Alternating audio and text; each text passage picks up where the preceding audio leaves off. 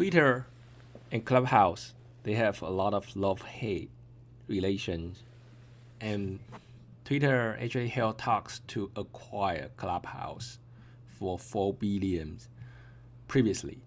This happened in the past several months, and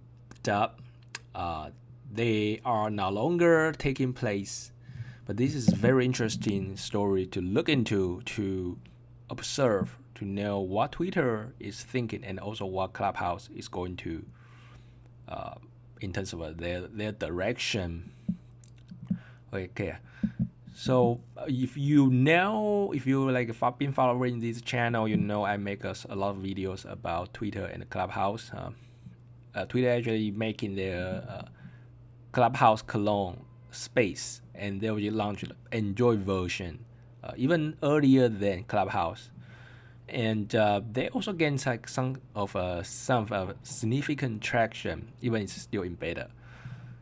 And Clubhouse also, it's still in beta. It's not even have Android app yet, but they claim it's going to be maybe will be available this month.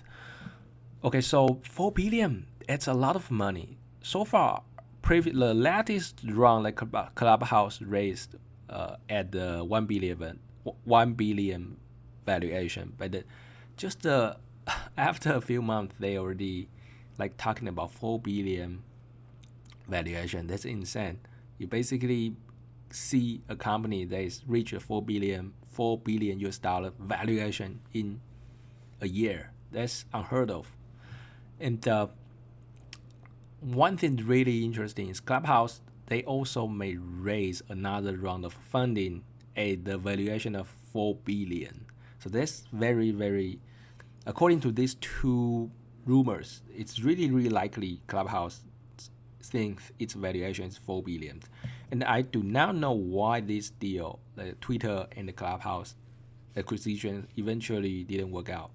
Maybe Twitter thinks this too much, it's too expensive for Clubhouse, and also they already had their own version of Clubhouse, just didn't have them enough traction compared to Clubhouse. But maybe they think they will get there.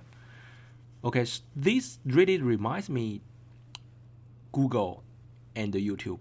If you are old enough, you maybe experience the time that before Google acquired YouTube. YouTube was a standalone company, and the Google actually realized YouTube will be very big in the future if they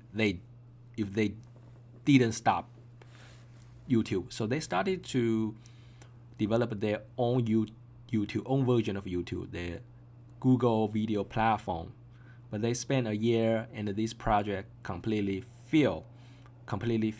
So they eventually decided to acquire YouTube for 1 billion. 1 billion US dollars back then was really, really, really big. It was around over 15 years ago. 1 billion is very big if you consider inflation. And also, they time the money, the investment in the startup wasn't that popular. So it's much harder for startups to get that much valuation compared to today. So Google realized that, and Google did that, and Google eventually acquired that. Quite similar to Twitter. Twitter realized Clubhouse will be big and maybe threaten their platform, because even Twitter is a texting platform, Clubhouse audio platform, but they still hold on a quite similar discussion. Definitely be some user overlapping. So Twitter wants to build their own version, and maybe realize that's harder than they think. So they wanted to acquire Clubhouse, but Clubhouse just rejected them, or they think it's too expensive.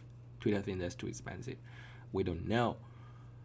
Okay, this is definitely an interesting thing, how Twitter and Clubhouse going to compete with each other. So now they officially will be competing with each other. And another thing we know is Clubhouse needs more money. They need more money to expand. And not to mention, they don't make any money from their users, their creators at all. Even they launch the tipping feature, but they don't charge a commission fee. So how can Clubhouse make money? the answer is they can't. They don't make any revenue. I don't think they make any revenue so far. Maybe they are, but very limited. There's just a not significant amount of revenue. And how they can expand their business is through funding or through like IPO or acquisition to join a very big company so they can be under umbrella and continue to develop their products.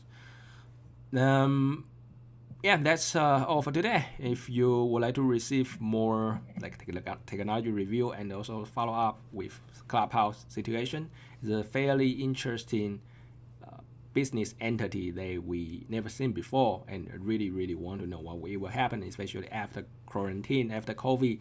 Will it continue growing or just die out after people back to the office, back to normal? Alright, so if you're interested to find out, don't forget to subscribe. Other than that, I will see you next time.